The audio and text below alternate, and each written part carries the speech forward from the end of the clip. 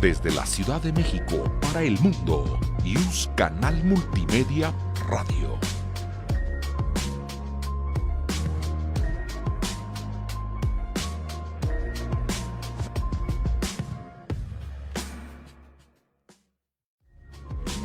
Yus Canal Multimedia, derecho a tus oídos. Yus Canal Multimedia presenta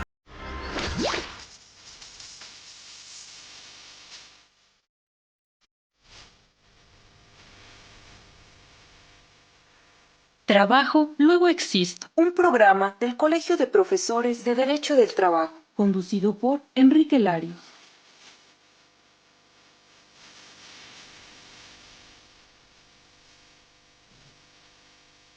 Hola, muy buenas noches a todas las personas que nos están acompañando a través de Canal Yus Multimedia.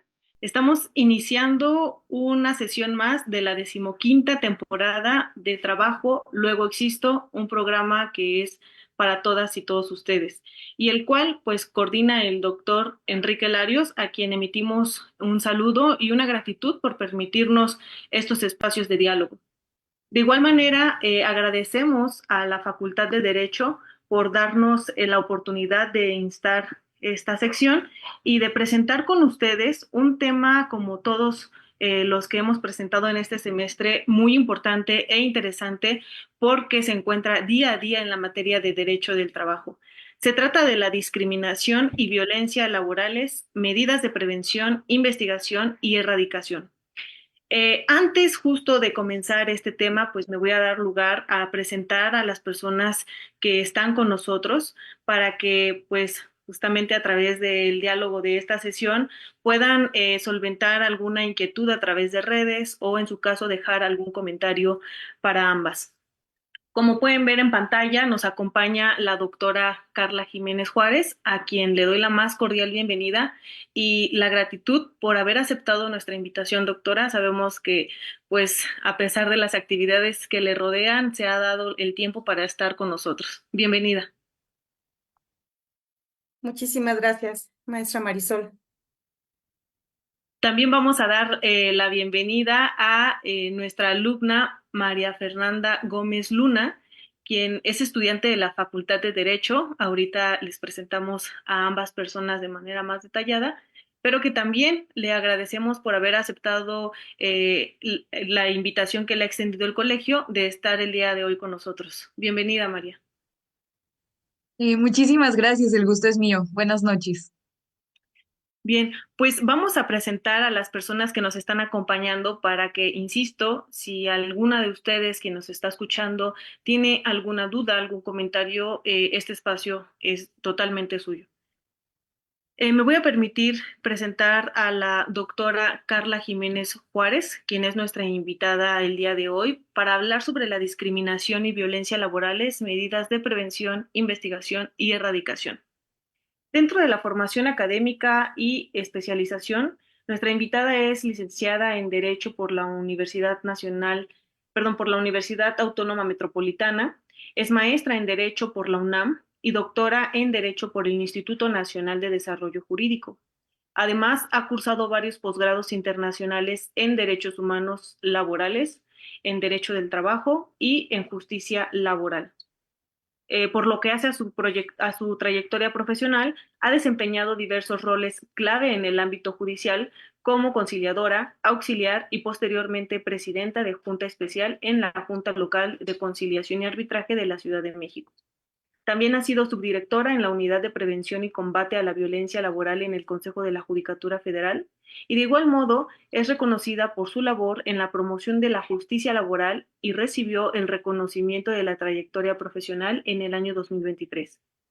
Por lo que hace a la investigación y publicaciones, la doctora Carla Jiménez es coautora del Diccionario Jurídico y ha escrito varios artículos sobre derechos laborales y estabilidad laboral, que han sido presentados en congresos y publicaciones internacionales, como la revista de Derecho Procesal del Trabajo del Poder Judicial de Perú. Dentro de su docencia y capacitación en el ejercicio que lleva en este ámbito, la doctora Carla actualmente es docente en la Universidad Nacional Autónoma de México, en la FES Acatlán, y en el Instituto Nacional de Estudios Superiores en Derecho Penal, donde imparte la maestría en Derecho Laboral. Además, la doctora Carla tiene una vasta experiencia como capacitadora en diversas instituciones y programas académicos.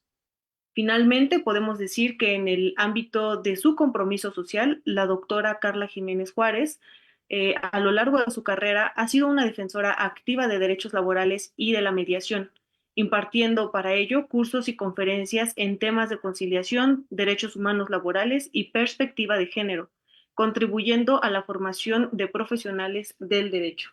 Por tal motivo, se observa que es una persona indicada para tocar este tema tan sensible del que vamos a platicar el día de hoy y que antes justo de comenzar, pues me voy a permitir también el momento para presentar a nuestra compañera María Fernanda Gómez Luna, quien ya decía hace unos minutitos es estudiante en la Facultad de Derecho.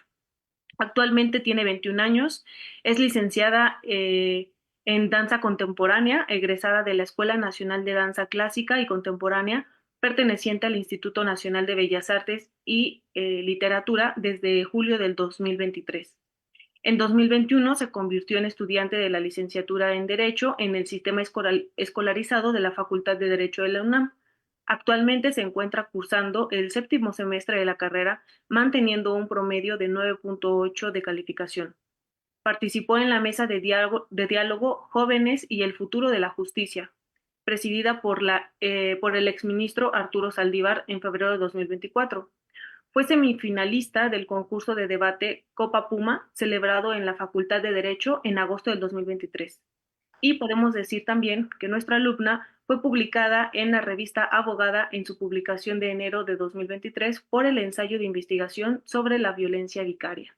Entonces, como pueden ver, este diálogo pues va a ser muy enriquecido por las intervenciones de nuestra persona invitada para pues detallar el tema que hemos dedicado a esta sesión, como por las intervenciones de nuestra estudiante. Así que, sin más y sin restar tiempo para que pueda la doctora Carla proyectarnos de qué se trata la discriminación y violencia laborales, medidas de prevención, investigación y erradicación, creo que podemos dar inicio a una serie de preguntas que valdría la pena nos pudiera responder la doctora para poder en una primer sección comprender de qué vamos a hablar, ¿no? Entonces, sí me gustaría, doctora Carla, si nos pudiera, para quienes nos escuchan, porque se trata de una audiencia muy amplia, definirnos a qué se refiere la discriminación laboral y cuáles son las conductas que se consideran como discriminatorias para poder entrar al tema. Muchísimas gracias. Primero que nada, gracias por la presentación, maestra Marisol, y buenas noches tengan todos ustedes. Es un gusto estar aquí de nueva cuenta en este programa de radio y agradecer la invitación a la Facultad de Derecho de la UNAM, en especial a su directora, a la doctora Sonia Venegas, y a la secretaria general, a la maestra Sara Mispalma. Por supuesto, al Colegio de Profesores de Derecho del Trabajo de la Facultad de Derecho también de la UNAM, específicamente a su presidente, nuestro querido doctor Enrique Larios, y gracias al maestro Eduardo Ramírez también, que nos está aquí apoyando.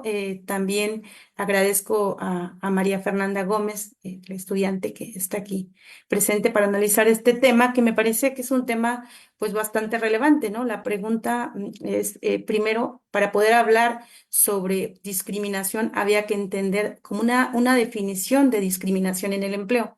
La discriminación en general se entiende como la diferenciación y exclusión basada en algún motivo que se encuentra prohibido por nuestro artículo primero constitucional. Es decir, el primero constitucional prohíbe cualquier conducta motivada por origen étnico, género, edad, discapacidad, condición social, opiniones, orientación sexual, etcétera. Es decir, podemos definir de forma general como discriminación a estas diferenciaciones. Sin embargo, cuando hablamos ya de discriminación laboral o discriminación en el empleo o ocupación, nos podemos referir a esas exclusiones, a esas diferencias de trato y oportunidades que tenemos en el empleo o ocupación. Por supuesto, motivadas por estas características o estas denominadas categorías sospechosas. Es importante porque esta discriminación en el empleo tiene como finalidad, en realidad, que las personas no tengan un trato en igualdad de circunstancias que las demás personas, ¿no? Y estas diferencias se encuentran basadas, por supuesto, en ideas arbitrarias, en ideas preconcebidas, en prejuicios, estereotipos y en roles de género cuando hablamos la discriminación laboral en contra de las mujeres.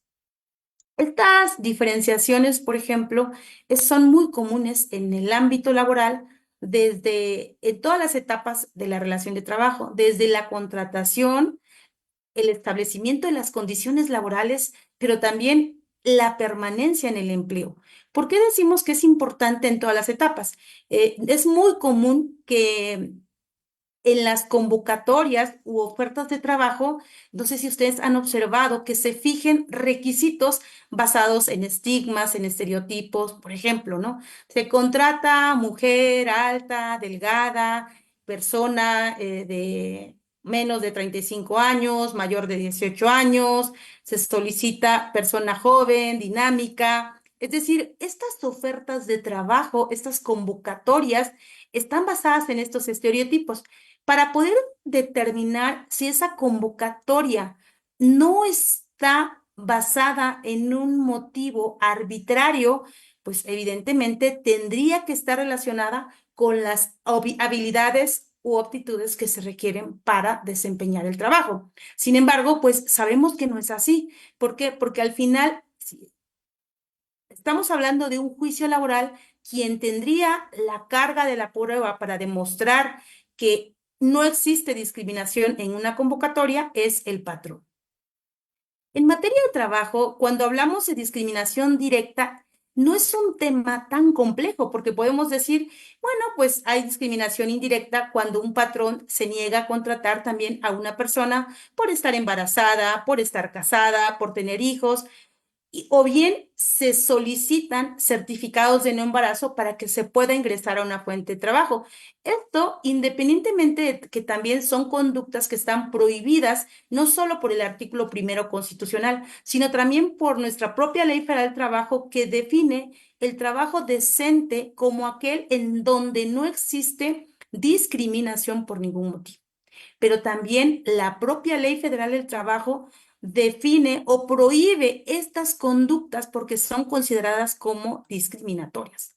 Otra de los ejemplos que podemos identificar como discriminación directa es cuando, por ejemplo, a una mujer se le paga un salario menor que a un hombre realizando las mismas funciones. O también, ¿no? A una persona, algún adulto mayor, se le pagan salarios menores. O también, por ejemplo, cuando en una empresa no se considera o consideran ciertas situaciones que pueden provocar un impacto diferenciado en la persona trabajadora. Pongamos el ejemplo, ¿no? Una persona que trabaja, que tiene una discapacidad motriz y trabaja en una empresa que son 3 pisos y no hay rampas, no hay elevadores, por supuesto que es una discriminación.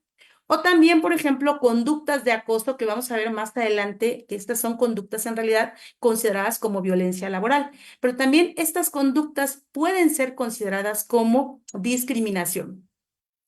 Otra de las formas también es la negativa, por ejemplo, a respetar las licencias de paternidad para padres de familia, ¿no? Sabemos que la Ley Federal del Trabajo reconoce solamente 5 días para los padres, pero también cuando los padres adoptan un infante, se consideran solamente 5 días. Esto podemos entenderlo como una forma de discriminación indirecta incluso, porque la discriminación indirecta se define como políticas, leyes, programas que aunque en apariencia son neutrales, provocan un impacto diferenciado o desfavorable a ciertas personas, ¿no? A cierta colectividad.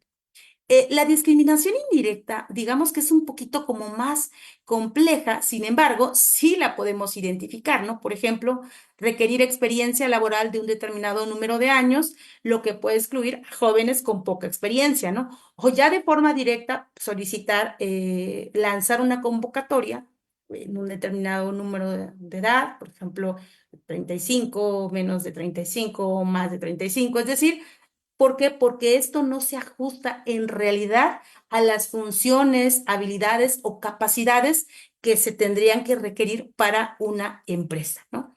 Y entonces todo esto, todos estos o estas conductas realmente no son conductas que se encuentren permitidas. Sin embargo, es una conducta o es una forma de discriminación indirecta o de forma sustantiva. ¿Por qué? Porque en los hechos el patrón no respeta estas normas que son que prohíben, perdón, la discriminación y que incluso nuestro país hoy en día ha ratificado un convenio que es el 111 de la Organización Internacional del Trabajo y que prohíbe cualquier forma de discriminación en el empleo u ocupación.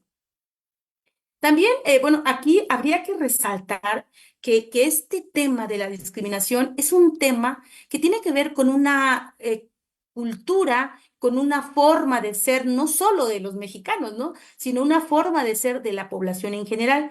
Y me parece bastante importante y relevante identificar y analizar una encuesta, fíjense ustedes que de la ENADIS en el 2022 le preguntan a las personas si, por ejemplo, estarían dispuestas a contratar a una persona con VIH, a una persona migrante, a una persona afrodescendiente, a una mujer embarazada, a una persona adulta mayor, y resulta que efectivamente las respuestas son sí. Pongamos el ejemplo, ¿no? Las personas que responden, el 14,65% dice que no estaría dispuesta a contratar a una persona con VIH, el 10,7% a una persona trans, el 9,7% a una persona migrante, ¿no? Y así sucesivamente hasta llegar, por ejemplo, a una persona adulta mayor, tampoco 2,8%, una persona embarazada 4,3%. Entonces, observamos que esto tiene que ver con estereotipos. Cuando yo en mis clases le pregunto a mis alumnos si es por qué no contratarían, cada quien tiene una idea totalmente diferente, pero cada quien tiene una razón que justifica para ellos el por qué no contratarían. No, una persona con discapacidad no, porque no podría correr en caso de que pase algo. ¿No? Una persona embarazada no, porque si se trata de cuidar a mis hijos, va a cuidarse mejor ella y no va a cuidar a sus hijos, ¿no? Entonces, este tema de la discriminación resulta incluso más grave cuando hablamos de una discriminación múltiple, porque hay personas o grupos que sufren discriminación por más de uno de los motivos que se encuentran prohibidos en la Constitución, en el Convenio 111 de la OIT y en la Ley Federal del Trabajo. Estas personas, por ejemplo, que son casos que no tenemos tanta documentación, pero si hablamos de una trabajadora del hogar, que además de ser trabajadora es mujer, es indígena, es migrante, es pobre, no tiene un domicilio donde pueda vivir, entonces vemos que en materia de trabajo encontramos muchos casos de discriminación múltiple o interseccionalidad de la discriminación, maestra Marisol. Ay, muchísimas gracias, doctora Carla, por la información tan enriquecedora que nos está brindando. Y bueno, me gustaría hacerle la segunda pregunta, que sería en torno, ya nos ha dado muchos ejemplos y variados sobre muchas formas de discriminación en los centros de trabajo, pero ¿nos podría decir específicamente cómo han sido resueltos por los tribunales laborales? Sí. Gracias. Muchísimas gracias a ti por la pregunta. A ver, si quisiéramos analizar distintos motivos, distintas razones, o como lo denomina la Corte Europea, razones, categorías sospechosas, hay en materia de trabajo como un poco más desarrollado este tema cuando se trata de discriminación por edad, discriminación por motivos de género. ¿Esto por qué? Porque cuando hablamos de la discriminación laboral por motivos de género, sabemos que esto tiene su origen en la asignación histórica de roles de género. Esta asignación histórica crea la división sexual del trabajo dentro de nuestra sociedad. Es decir, en nuestra sociedad, el trabajo que realizan las mujeres es un trabajo reproductivo y por ende se tiene como actividad principal, por ejemplo, el trabajo del hogar no remunerado y las labores de cuidado de los hijos. y al hombre se le asigna un rol productivo, es decir, el trabajo prácticamente remunerado, y se le asigna ese rol de ser el principal proveedor. ¿Por qué comento esto? Porque cuando revisamos nosotros los datos estadísticos de algunas actividades que se han consideradas como actividades feminizadas, realizadas en su mayoría por mujeres, por ejemplo, caso de las trabajadoras del hogar, vemos que es una actividad que realizan las mujeres en su mayor número. Y no solamente en México. A ver, la Organización Internacional del Trabajo en el 2021, imagínense, del total de personas trabajadoras del hogar, nos dice que el 76% es realizado por mujeres. En América Latina tenemos un dato último que es en el 2019, el 91% de personas trabajadoras del hogar son mujeres. Y por supuesto, en nuestro país tenemos también que el 90.2% de trabajo del hogar remunerado, estamos hablando de las trabajadoras del hogar, es realizado también por mujeres. Entonces, todo esto vemos que son conductas de discriminación que además del convenio 111, además de la Ley Federal del Trabajo, tenemos hoy en día ratificada una convención sobre la eliminación de todas las formas de discriminación contra la mujer y que, por supuesto, prohíbe la discriminación contra la mujer y nos dice que esta discriminación contra la mujer está basada en estereotipos de igual forma, en prejuicios, en ideas en donde se considera que la mujer es inferior al hombre y esto va a repercutir en el ejercicio de sus labores. Pongo este antecedente porque si revisamos algunos amparos, y creo que sería importante señalarlos en relación a la discriminación en contra de la mujer, que es considerada como una forma de discriminación indirecta, tenemos el amparo directo 874/2022, adoptada por el Tribunal Colegiado en materia de trabajo del Cuarto Circuito. Fíjense que este amparo nos hace un análisis de por qué es importante analizar el trabajo del hogar o las demandas por despido injustificado de las trabajadoras del hogar y nos dice, bueno, la trabajadora del hogar, además de vivir en una situación precaria, bajos salarios, condiciones de trabajo deplorables, sin seguridad social, muchas veces viven en el domicilio del demandado, jornadas extenuantes, tienen un problema ellas, en realidad aquí, de una vulneración, es decir, se encuentran en una situación de vulnerabilidad.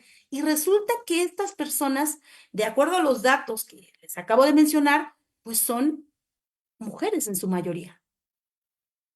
Y si recordemos que el concepto de discriminación indirecta es cualquier ley, política pública, programa que está redactada en términos neutrales, afecta de forma diferenciada a un grupo de personas. Y en este caso afecta a las mujeres. Por eso, cuando se trata de un caso de discriminación indirecta, específicamente trabajadoras del hogar, vemos que es necesario que el juzgador incorpore la perspectiva de género.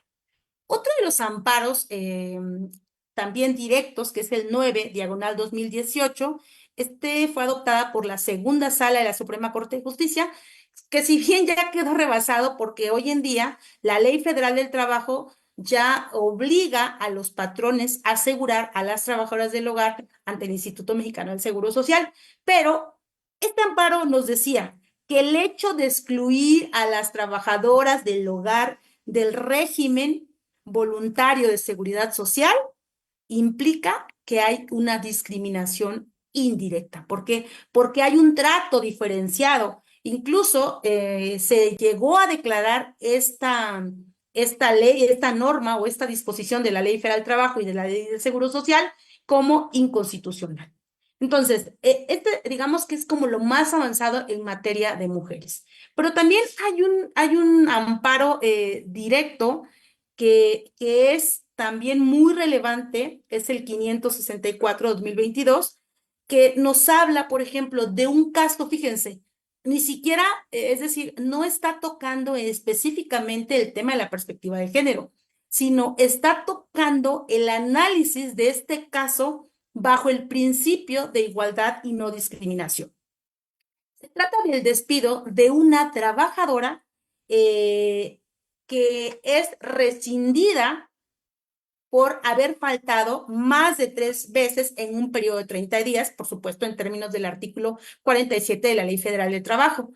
Y el amparo se concede en el sentido de decir, bueno, si bien es un tema de discriminación porque las mujeres, de forma histórica, de acuerdo a sus roles, se encuentra o ella realiza estas labores de cuidado. Y en el caso específico, ella alega que faltó porque tenía que cuidar a su hijo que tenía COVID.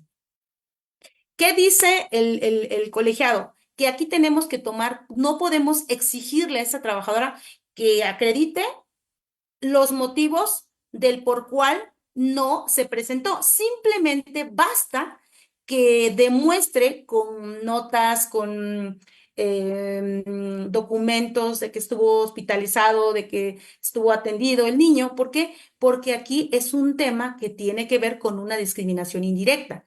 El colegiado dice, esta norma es indirecta porque tiene un impacto diferenciado hacia la mujer que es de forma histórica la cuidadora de las labores del hogar y el cuidado de los hijos. Entonces, vemos cómo estas tres normas perdón, resoluciones se refieren al tema de la discriminación indirecta en contra de la mujer.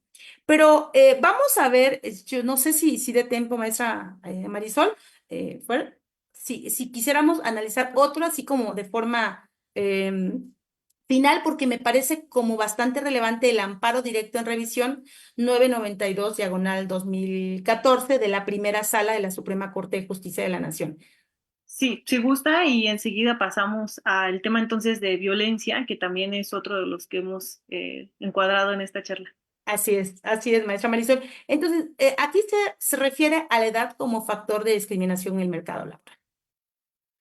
3 convocatorias son impugnadas, pero fíjense, es importante aquí, se impugna a través de la vía ordinaria civil, porque establecen las 3 convocatorias una edad para poder ingresar. Y aquí la pregunta que hace la Sala de la Suprema Corte de Justicia de la Nación, si el establecer una edad en las convocatorias afecta el derecho a la no discriminación con motivo de ofertas de empleo.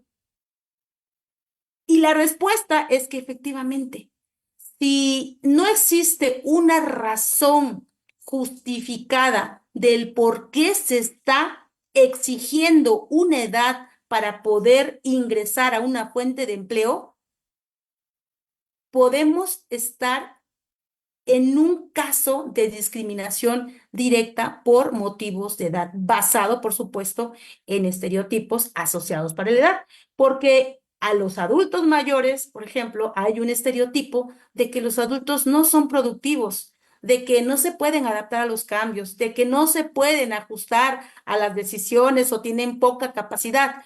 Y entonces, si no hay una razón relacionada con la capacidad, con las habilidades o con la profesión de la persona, se entiende que estas convocatorias son discriminatorias, ¿no? Y bueno, hace una serie de análisis ahí, si esta convocatoria puede ser declarada como nula, y creo que ahí, más adelante, si lo podemos ver, es una falla que tiene la Ley Federal del Trabajo, porque ¿qué pasa ante conductas discriminatorias que no tienen una acción para hacerlas o declararlas inválidas? Hasta ahí dejo mi análisis, maestra. Doctora, no sabe cuánto le agradecemos su intervención, sobre todo porque es darle nombre a lo que muchas veces solo nombramos como injusticia, ¿no? Es el visibilizar pues esta violencia que existe contra grupos en situación de vulnerabilidad, que en este caso pues es el sector de que es gran mayoría en la población, que son las mujeres. Entonces, muchas gracias porque de esta manera pues se hace conciencia, pero sobre todo se pueden tomar las medidas para transformar la realidad que estamos viviendo. Muchas gracias. Y con esto me gustaría pasar al siguiente tema, que sería sobre preguntarle qué es la violencia laboral. Muchísimas gracias, Fer, por la pregunta también. Bueno, podemos comprender la violencia laboral como una conducta, pero dentro de un ámbito o donde existe, perdón, un vínculo laboral. Esta conducta tiene como finalidad afectar o dañar la salud, la integridad, la autoestima de la persona. Pero estas conductas, reitero, es en el ámbito de una relación de trabajo. Y no significa que las conductas de violencia laboral, Fernanda, sean únicamente cometidas por el patrón. Estas conductas incluso pueden ser cometidas entre compañeros o incluso por compañeros hacia sus jefes. Veamos que con base en un análisis conceptual, podemos dividir a la violencia laboral como acoso laboral y como acoso o hostigamiento sexual. Cuando hablamos de acoso laboral, pues nos vamos a referir a todas aquellas conductas que tienen como finalidad dañar psicológicamente a la víctima, insultar, utilizar comentarios hirientes, lenguajes ofensivos, incluso aislar a las víctimas, por ejemplo, de los demás, darles cargas excesivas de trabajo o a veces también con el ánimo de aislarlo, no se le da trabajo. Todo esto es con el ánimo de afectar la psicología, la mente, para que la persona a la que se le está acosando laboralmente, pues se aburra y se vaya. Entonces, todas estas conductas es muy delicado porque tienen como finalidad, si la finalidad es esa, en realidad, ¿qué creen? Que efectivamente sí se afecta la dignidad, sí se afecta la salud física, sí se llegan a tener problemas o trastornos físicos, psicológicos, incluso hay quienes llegan hasta el suicidio por ser víctimas de esas conductas de violencia laboral. Dentro de estas conductas de violencia laboral, pues también tenemos la conducta de hostigamiento. ¿Qué es el hostigamiento o acoso sexual? Pues son conductas también relacionadas con este ejercicio abusivo del poder, pero que está o tiene una connotación de tipo sexual. O sea, a diferencia, por ejemplo, del acoso laboral, el hostigamiento o acoso sexual pueden ser contactos físicos no deseados, insinuaciones sexuales molestas, incluso hasta exhibición de fotos sexualmente sugestivas, o cualquier otra conducta, por ejemplo, que trate de denigrar intimidad a la persona, a las mujeres, a los hombres, porque recordemos que las conductas de acoso laboral y de hostigamiento y acoso sexual no únicamente son hacia las mujeres, también hacia los hombres. Y esto es relevante comentarlo, Fernanda y maestra Marisol, porque nuestra Ley Federal del Trabajo reconoce como prohibidas estas conductas. Pero también hoy en día hemos ratificado el convenio 190 de la Organización Internacional del Trabajo, que establece la obligación del Estado mexicano de implementar políticas para erradicar cualquier conducta de violencia laboral, incluyendo la conducta o la violencia, perdón, por razones de género. Nuevamente le reitero el agradecimiento, doctora, porque ahora ya tenemos como un panorama más completo sobre discriminación y violencia en los centros de trabajo. Con esto, pues me gustaría hacerle nuestra penúltima pregunta, que sería, ¿por qué cree que es importante hablar sobre la discriminación y violencia específicamente en el sector de las mujeres? Muchísimas gracias, Fer. Pues mira, es importante porque cuando hablamos de discriminación y de violencia en contra de la mujer, en realidad nos estamos refiriendo a dos tipos de formas, ¿no? una forma que está relacionada específicamente con la violencia, es decir, con una forma directa de agredir a la mujer por el hecho de ser mujer. Y la otra que es, si decimos discriminación, es que normalmente está relacionada con estos impactos diferenciados que se encuentran dentro de la propia Ley Federal del Trabajo. Los datos estadísticos no mienten. Vamos a revisar que la Encuesta Nacional de Ocupación y Empleo del 2021, por ejemplo, nos dice que el 18.1% de las mujeres experimentó discriminación laboral. El 14.4% vivió situaciones de violencia sexual. El 12.2% violencia psicológica y el 1.9% violencia física. Dices, 1.9 no es nada, es violencia física. Estamos entendiendo que esta violencia, este tipo de violencia se refiere al ámbito laboral. Y si decimos que la importancia de que se regule o se prohíba la discriminación y la violencia laboral, es porque los datos estadísticos son bastante alarmantes y vivimos en una sociedad patriarcal en donde existe una subordinación del hombre hacia la mujer. Pero además tenemos hoy en día ratificado algunos instrumentos internacionales, por ejemplo, la Convención de Belén do Pará, que fue ratificada por México, que nos establece que el Estado mexicano está obligado a implementar políticas o medidas para prevenir, para investigar, para sancionar y para erradicar cualquier forma de discriminación y violencia en contra de la mujer.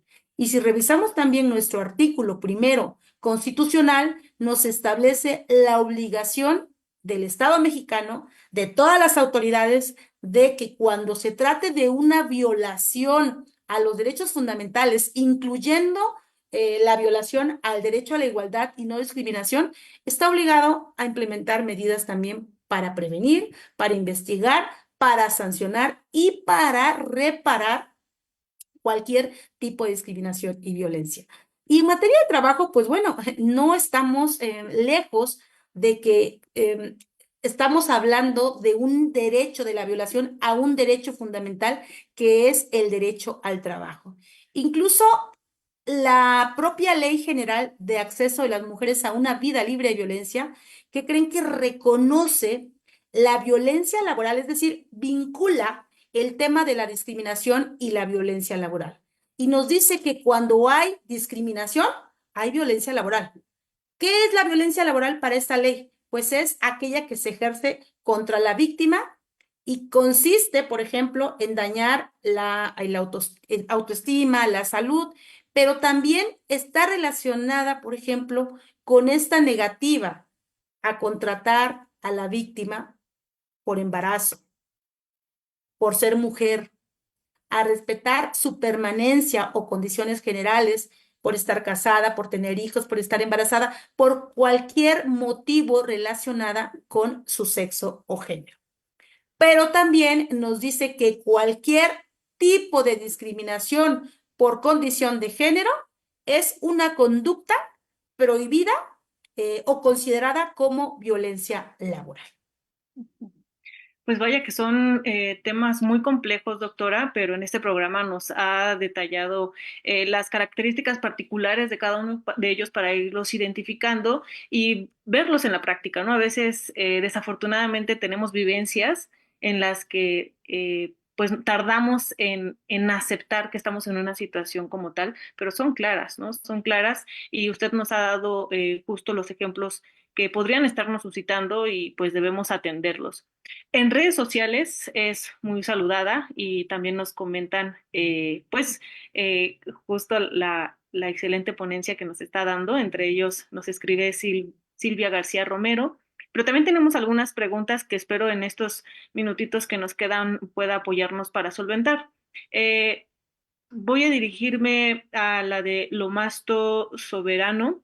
únicamente para que ésta la considere y al final nos diga el resumen. Él nos dice, ¿puede repetirnos los números de amparos, por favor? Gracias. Entonces es como la fuente de información, ¿no? Sí. Y Edgar Moisés nos pregunta algo que va aludido a lo que nos acaba de platicar ahorita. Nos dice, ¿la violencia y el acoso laboral están exceptuados de la conciliación prejudicial o solo el Ujú. hostigamiento sexual? Muy buena pregunta. Sí, voy a contestar, porque fíjense que justamente, si revisamos, a ver, la Ley Federal del Trabajo es vaga.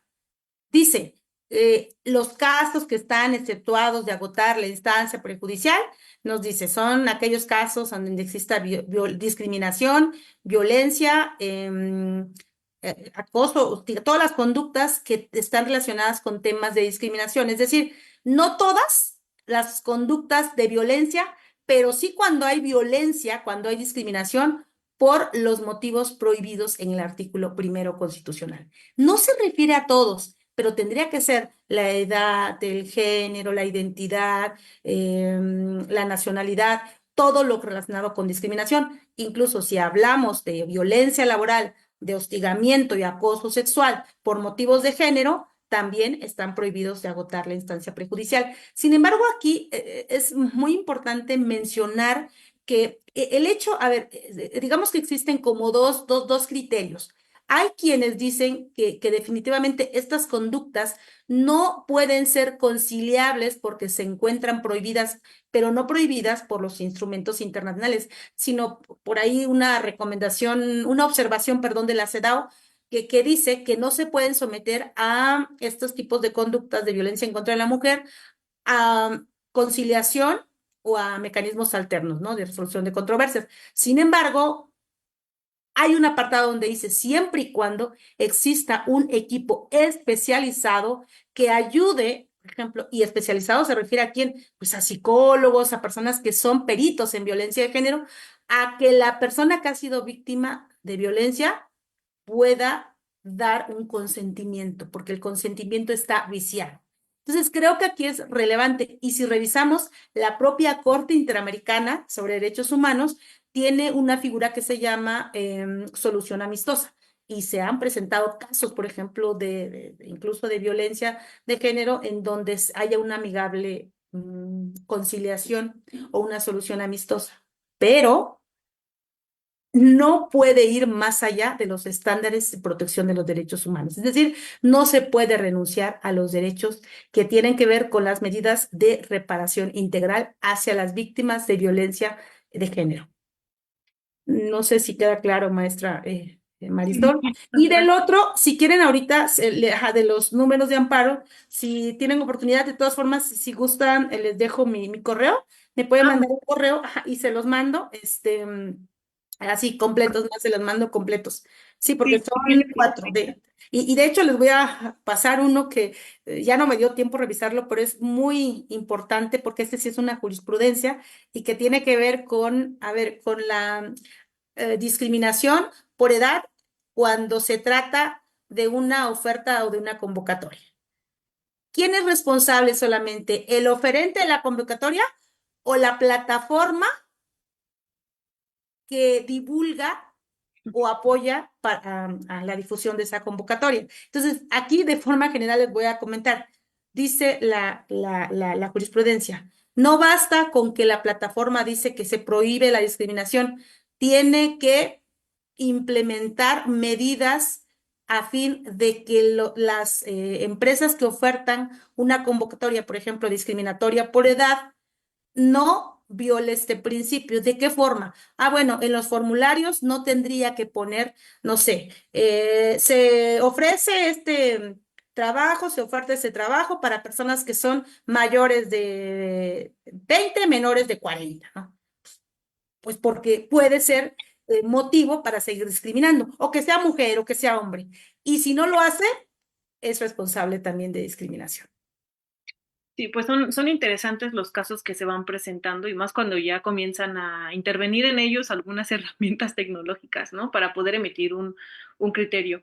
Pues, doctora, desafortunadamente el tiempo aquí siempre se nos va. Pero en estos minutitos que nos quedan, voy a dar lugar a compartir con ustedes unas constancias de participación que se les harán llegar a ambas por esta tan brillante intervención, para hablar sobre un tema que, pues, como decíamos, está presente día con día en el mundo del trabajo.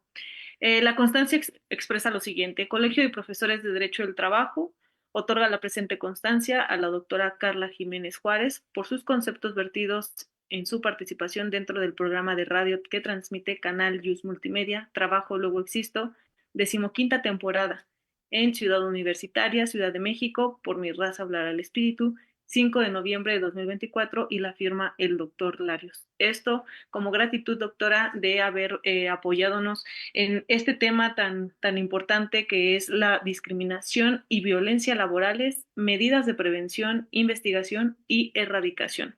De igual manera, le vamos a extender una constancia por su acompañamiento, por su participación en calidad de comentarista a la estudiante María Fernanda Gómez Luna, a quien también nuevamente le agradecemos por estar con nosotros. Si gusta cerrar este tema, doctora, el espacio continúa siendo suyo.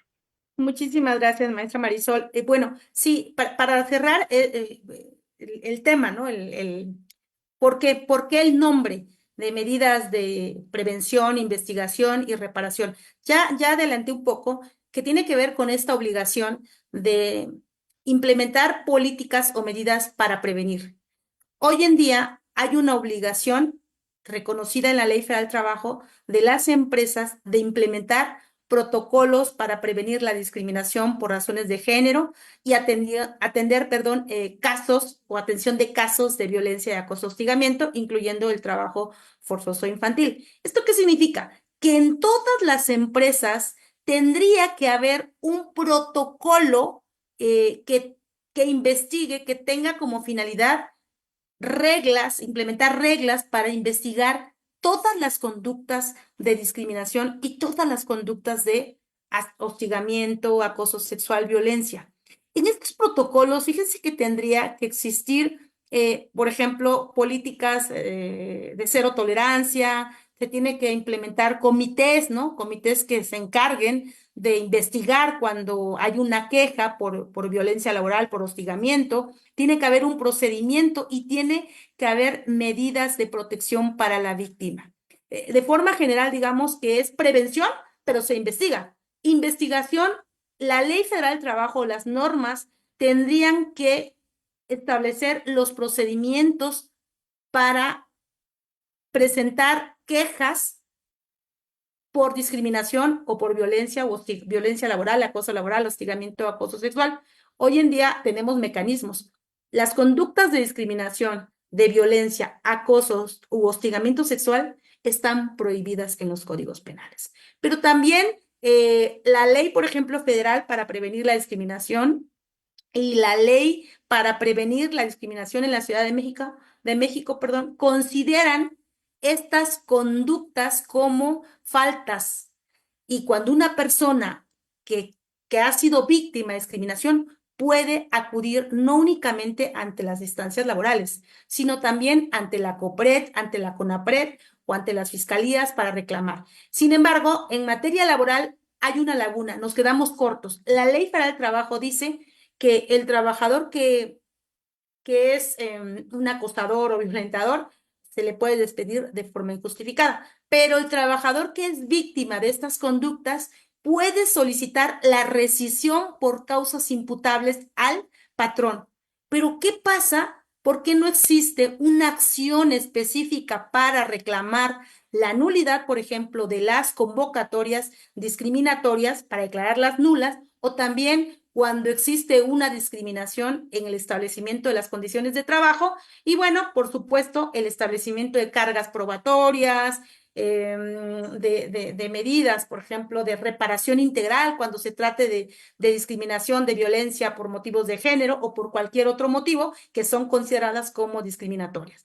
Y estas medidas de reparación integral, por ejemplo, las disculpas públicas, el establecimiento de ayuda para tomar terapias, ¿no? Porque las personas víctimas pues tienen un daño psicológico, entonces Estas terapias también tienen que ver con medidas de reparación integral, disculpas públicas, decía, algunas indemnizaciones, la reinstalación, de ser el caso, y por supuesto las medidas de sensibilización, que son cursos de sensibilización y capacitación que tienen como finalidad la no repetición de los actos, y esta no repetición de los actos ayudan a la erradicación. Por eso, la obligación ante conductas de discriminación, violencia laboral por motivos de sexo, género, edad, origen étnico, están hoy en día prohibidas y se obliga al Estado a implementar medidas de prevención, investigación, sanción, reparación integral, y que con ello podemos lograr la erradicación de estas conductas. Maestra Marisol, muchísimas gracias.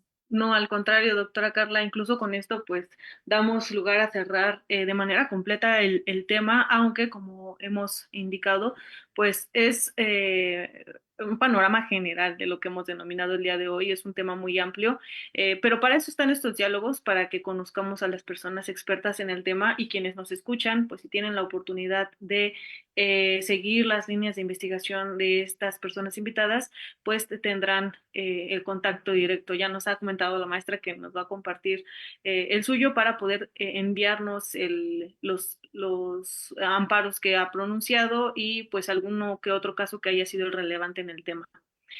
Muchísimas gracias también, María Fernanda, por acompañarnos el día de hoy. Un gusto escucharte. Y bueno, doctora, pues esperemos esté con nosotros en otras sesiones. Damos también gratitud a quienes nos han escuchado en Facebook y en YouTube de canal Yus Multimedia.